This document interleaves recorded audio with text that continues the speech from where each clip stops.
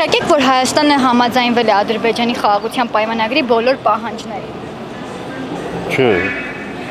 Բայց ինչ եք կարծում, նույնիսկ դրանից հետո Ադրբեջանը կստորագրի խաղաղության պայմանագրը։ Չէ, չի ստորագրելու։ Նա էլ չի ստորագրելու։ Նա միտ չունի ստորագրելու։ Այս լրիվ խաղեր է ինքը տալիս։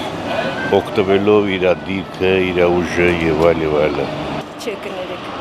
Այդքան էլ չէ, տեղյակ չէ։ Բայց ինչ եք կարծում, նույնիսկ այդքանից հետո Ադրբեջանը կստորագրի խաղաղության պայմանագիր։ Կասկածում եմ։ Եվ շատ ողջունելի է։ Իսկ Ադրբեջանը կստորագրի այսքանից հետո խաղաղության Ըստ պայմանագիր։ երևույթին։ Տեղյակ եմ։ Բայց այսքանից հետո կստորագրի խաղաղության պայմանագիր Ադրբեջանը։ Չի ստորագրելու։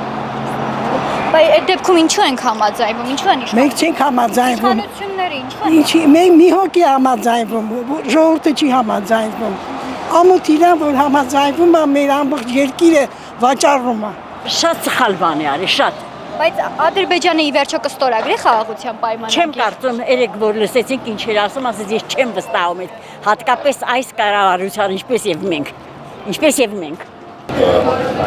Ես հիմար բաներին չեմ անդրադառնում, էլի, հիմար թեմաներին, իսկ այդ իմ համար հիմար թեմա է։